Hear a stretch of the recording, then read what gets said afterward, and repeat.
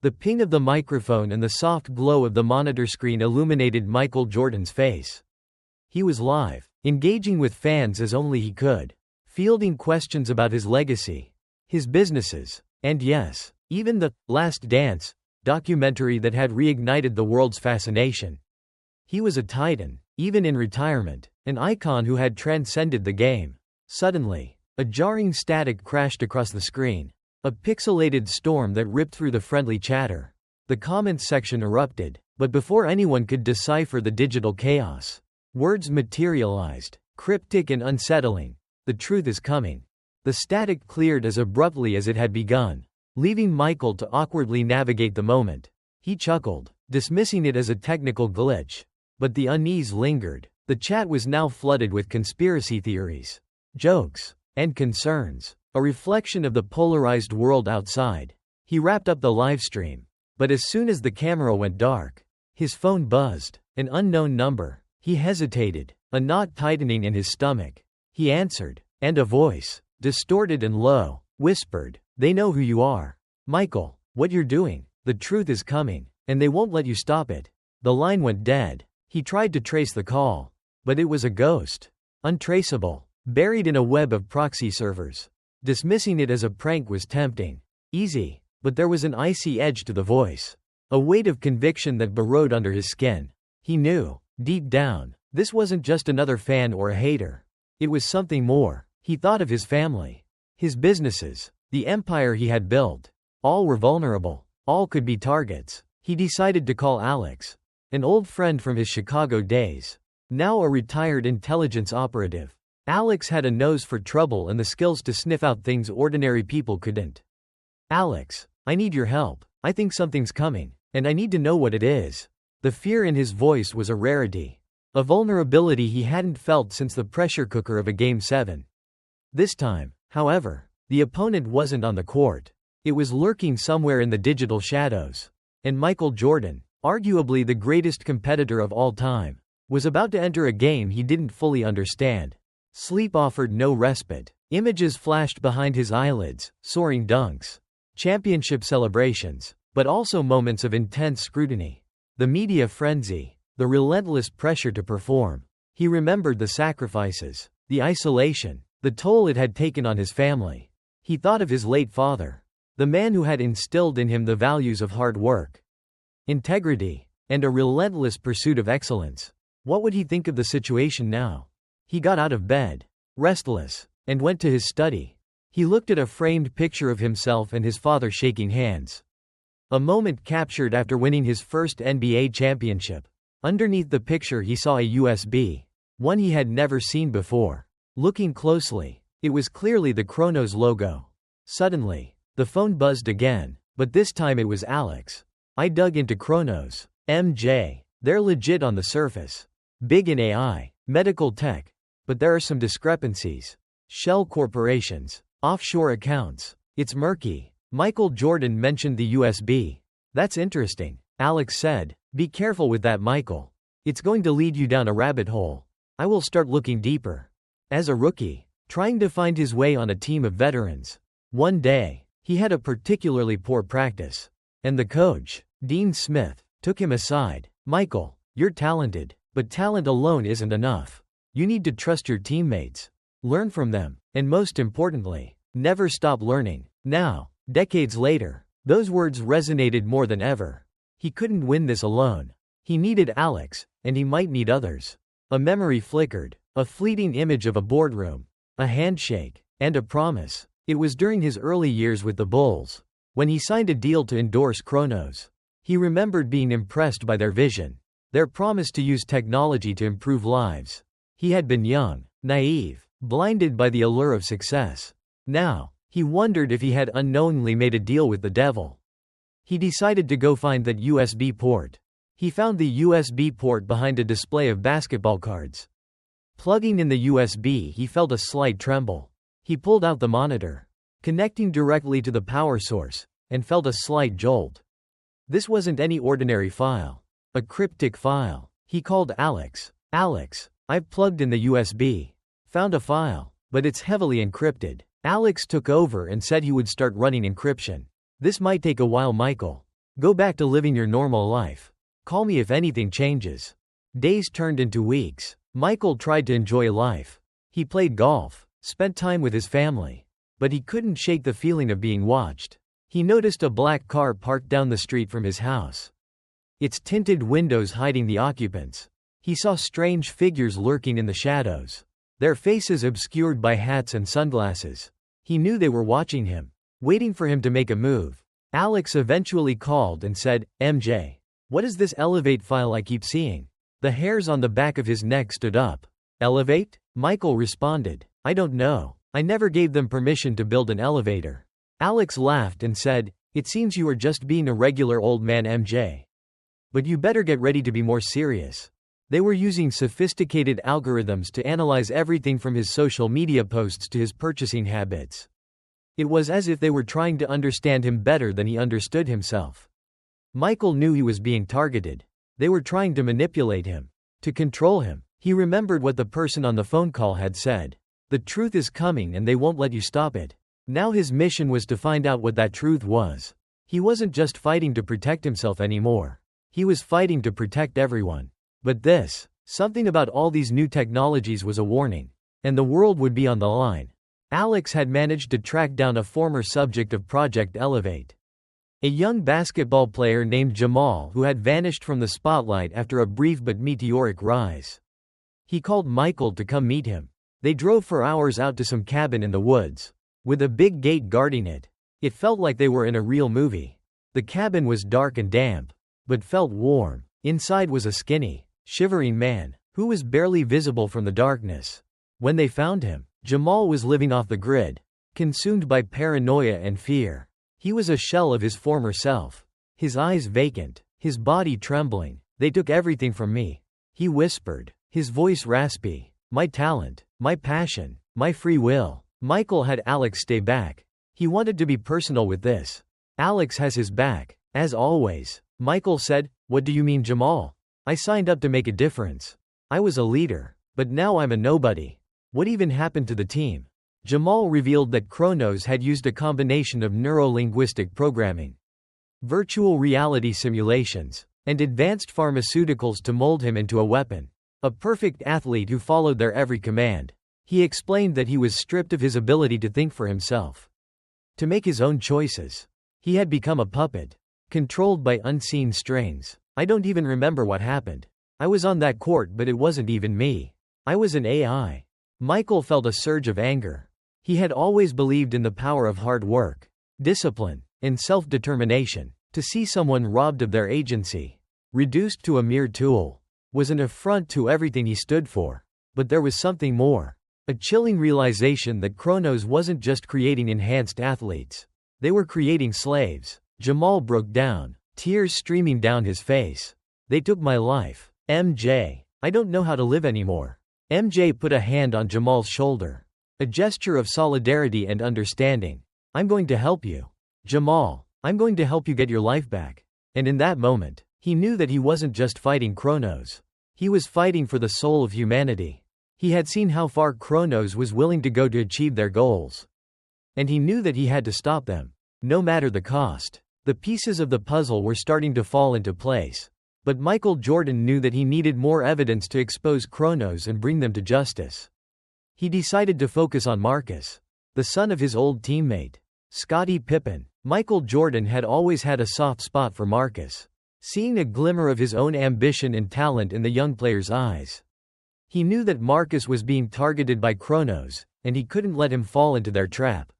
He decided to call Scottie. "Scottie, I need to talk to you about Marcus." He drove to Scottie's house. Scottie met him at the door, worry etched on his face. "Michael, what's going on? I heard some rumors about Marcus and Kronos." Michael explained everything he knew, from the experiments on Jamal to the manipulation tactics used by Kronos. Scottie listened intently, his expression darkening with each revelation. "I can't believe this," he said, his voice tight with anger. "They're trying to use my son." Michael said, "I know this is tough to hear, Scottie, but we have to do something. We can't let them get their hands on Marcus." Scottie nodded, his eyes filled with determination. "What do you want to do?" They decided to confront Marcus together. They found him at the gym, practicing his jump shot. He stopped when he saw them. A mixture of defiance and curiosity in his eyes. What's going on, Dad? Why is MJ here? Scotty stepped forward, his voice firm but gentle. Marcus, we need to talk about Kronos. Marcus stiffened. I don't know what you're talking about. Michael stepped in. Marcus, we know about Project Elevate. We know what they're trying to do to you. Marcus scoffed. You don't understand. They're offering me a chance to be great. To be better than anyone else. Michael shook his head. Marcus, greatness isn't about technology or enhancements. It's about hard work, dedication, and heart. It's about being true to yourself. Marcus hesitated, a flicker of doubt in his eyes. But what if I can't do it on my own? What if I need their help? Michael stepped closer, his voice filled with compassion. Marcus, you don't need anyone's help. You have the talent, the drive, and the heart to be anything you want to be. Just believe in yourself. He could almost see his dad behind his voice. The words hung in the air, heavy with emotion. Marcus looked from Michael to Scotty, his face a storm of conflicting emotions. He felt torn. He had to make a choice, one that would define the course of his life. What would that be? The gymnasium's echoing silence was broken only by the rhythmic squeak of sneakers and the swish of the net. As Michael left the gym with Scotty, he was determined to stop Kronos. But they needed more information, more leverage. Alex was working on it. But time was running out. That night, Alex called and said, Michael, there's an underground auction next week in Las Vegas. The upper echelon of Kronos will be there. This is our chance. An auction? What were they selling? Michael decided to use his celebrity status to infiltrate the auction. The idea was risky, playing right into Kronos' hands. But it was the only way to get a first-hand look at their operation and expose their crimes. He knew what this meant for Scotty. With a deep breath, Michael reached out and called him up. The following week, armed with a fake identity and a considerable amount of cash, Michael found himself in a lavish ballroom in a Las Vegas casino. The air was thick with wealth and anticipation. Men and women dressed in designer clothes sipped champagne and exchanged knowing glances. This wasn't just any auction. It was a gathering of the elite, the powerful, the people who controlled the world. The auctioneer took the stage, his voice smooth and captivating. Welcome, ladies and gentlemen, to an exclusive opportunity to acquire the finest assets in the world. Tonight, we offer you the chance to elevate your lives, to transcend your limitations, and to achieve your ultimate potential. The first item up for auction was a rare piece of technology. A device that promised to enhance cognitive abilities. The bidding was fierce, quickly escalating into the millions of dollars. Michael watched in disgust as the wealthy elite clamored for the chance to buy an unfair advantage. Then the auctioneer began to unveil the items. These were human beings, the products of Project Elevate. The auctioneer displayed each person, highlighting their strengths, intelligence, and physical prowess. The wealthy elite ogled them like prized possessions, their eyes filled with a mixture of lust and greed. Michael felt a surge of anger. These were not objects to be bought and sold. They were human beings, with their own dreams, hopes, and fears. These people had been taken from their homes with false promises. Something had to be done. One of the products had the Kronos logo, and Michael knew he had to buy them. It wasn't out of greed, rather curiosity to see what they would reveal to him. He tried to talk with them, but the man was like a robot. Barely spoke any words. He walked over to the group running the event and said, I'd like to make a bid. As the auction progressed, Michael recognized several familiar faces in the crowd, a senator, a tech mogul, and a media executive. They were all powerful figures. Individuals with the ability to shape public opinion and influence policy. Michael felt a chilling realization that Kronos wasn't just a fringe organization. It was deeply embedded in the fabric of society. But this also meant powerful friends. MJ needed to be careful. He turned his attention back to the stage as the auctioneer unveiled the next item. It was Marcus, his face blank, his eyes glazed over. Michael Jordan's heart skipped a beat. He couldn't let them sell Marcus. He had to save him, even if it meant exposing himself. He looked at his watch and knew he had to take the next step. The countdown had begun. The time for hesitation was over. As the bidding for Marcus started, Michael Jordan found himself in a fierce battle with a mysterious bidder who seemed intent on acquiring the young player at any cost. He didn't understand how such a large company could run like this. It didn't make any sense. It was as if people were trying to get back some lost treasure. He eventually won, paying an exorbitant amount. He was able to slip away before anyone could realize. Now the time had come to start the rebellion. But who would trust him? He and Alex had found a way to hack into their system and free the product. But what were they even freeing? The thought of these people now being loose on the world was not a risk he was willing to take. Suddenly, there was a familiar voice over the PA and lights turned on. A figure emerged from the shadows, his face illuminated by the spotlight. It was Dr. Elias Thorne, the founder of Kronos. He was a tall, imposing man with piercing blue eyes and a charismatic presence. "Welcome, Mr. Jordan," Thorne said, his voice smooth and confident. "I've been expecting you. I knew you couldn't resist the opportunity to see what we're building here." Thorne began to explain his vision. A world where technology could be used to solve all of humanity's problems. He talked about eradicating disease, eliminating poverty, and achieving immortality. He spoke with such passion and conviction that MJ almost believed him. Then Thorne revealed the true purpose of Project Elevate, to create a new breed of human beings. Free from the limitations of flesh and blood. He wanted to upload consciousness into the digital realm, to create a virtual utopia where everyone could live forever. What world was this? This isn't progress. Thorne, Michael said, his voice rising with anger. This is madness. You're destroying lives, stealing souls, and creating a world where no one is free. Thorne shook his head sadly. You don't understand, Mr. Jordan. I'm not destroying anything. I'm saving humanity. I'm offering them a chance to transcend their mortal existence. He then offered Michael the chance to join Kronos. With your influence, the whole world will follow. And you will help me build this world, Thorne said, his eyes filled with a messianic zeal. You will become a legend, a savior of humanity. Just think, Michael, all those records could be broken again. I know there were those records that you wanted, but could never get. It's not about what you are. It's about what you choose to become. Thorne was clearly insane. Michael paused. Everything inside him said no. He felt anger, disgust, and fear. Then, a small piece of him felt curious. What would it be like to go back to his youth? But now it wasn't a shot he wanted. It wasn't who he was and who he wanted to be. There was no game. Everything he was had come from himself and nobody else. This wasn't going to be some Space Jam 2 inches type of experience. Now with a new focus. It was time to end this right there. To better understand Thorne's vision, Michael went along with the plan. Thorne led Michael to a massive control room, filled with rows upon rows of computers and monitors.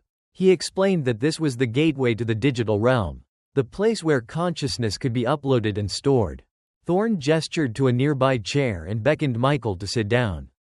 He felt like he was watching some Westworld or Matrix movie in his face.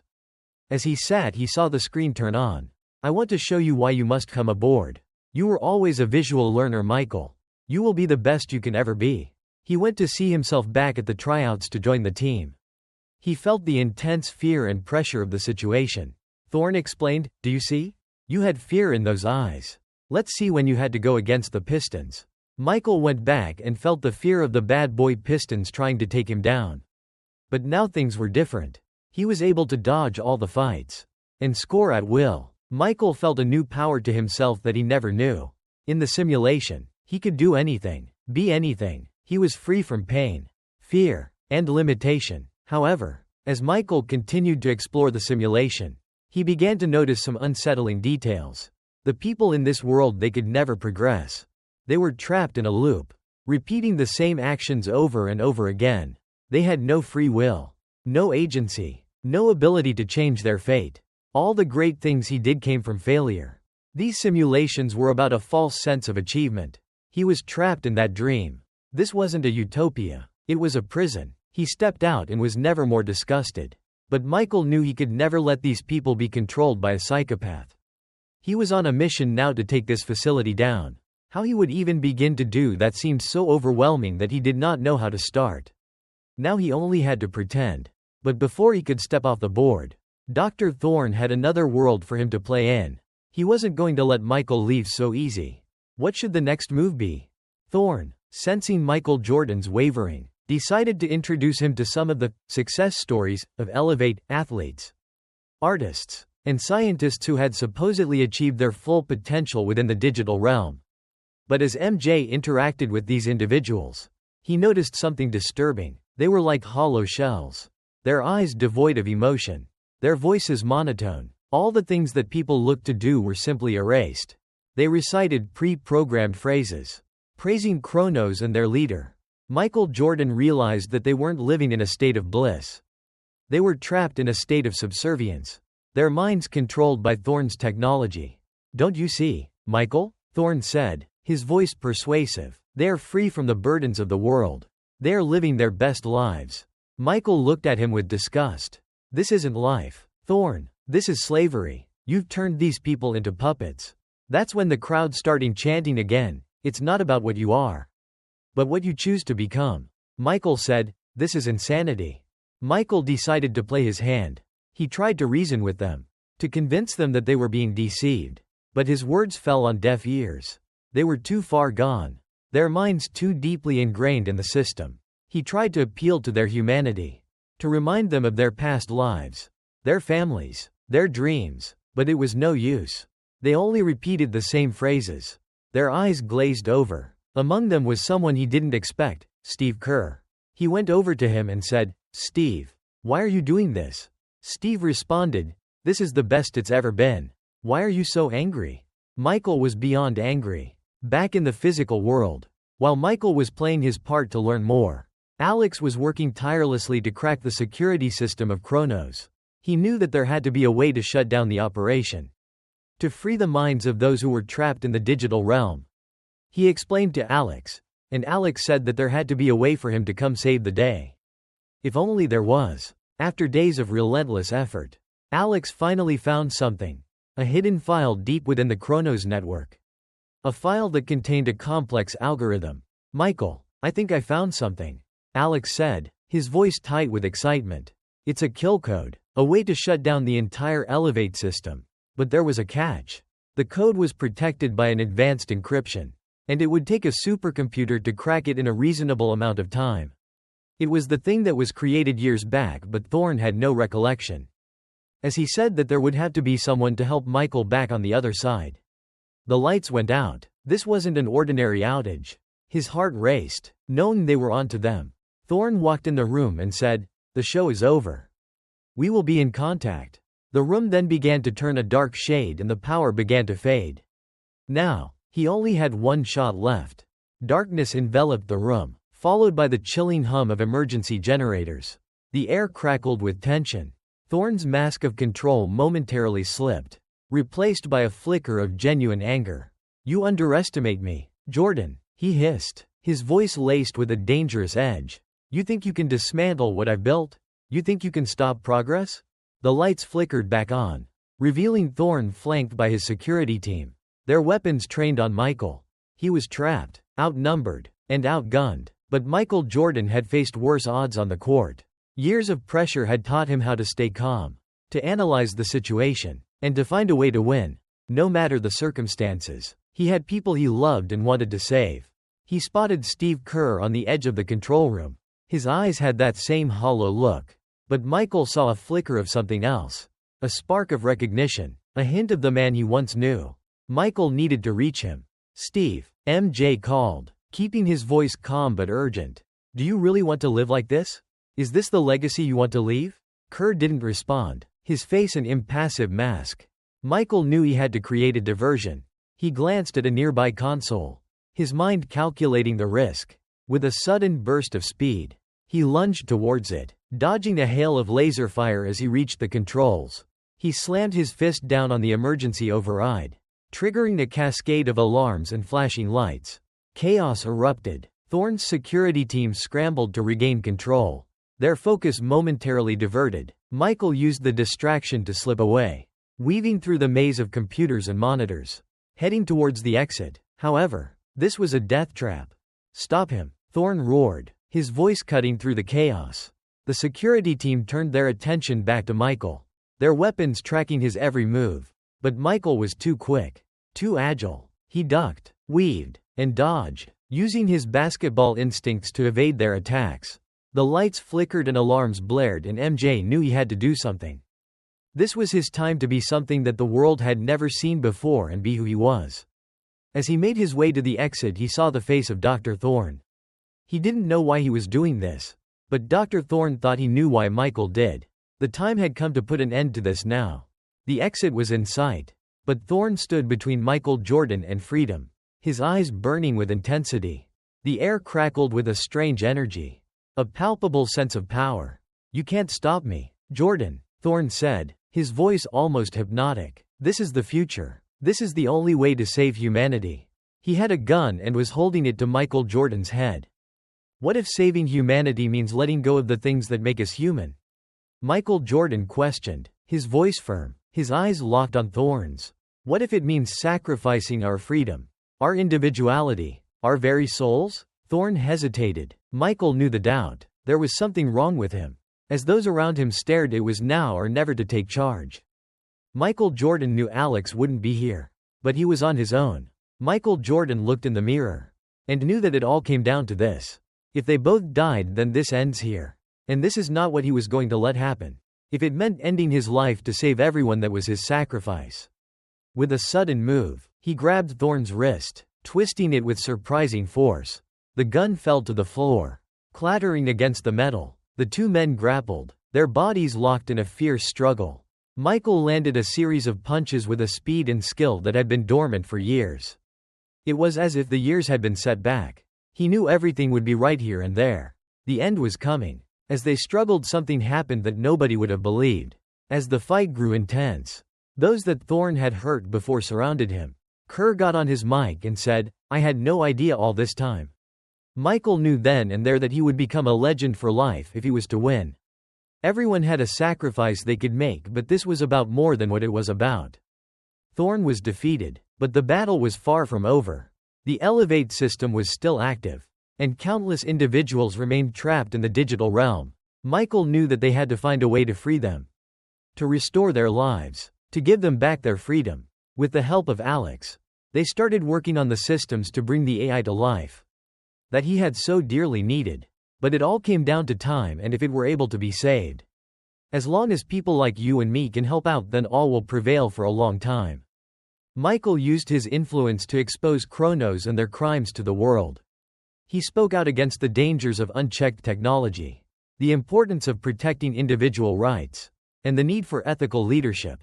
He became a symbol of hope, a beacon of light in a world that had grown increasingly dark and uncertain.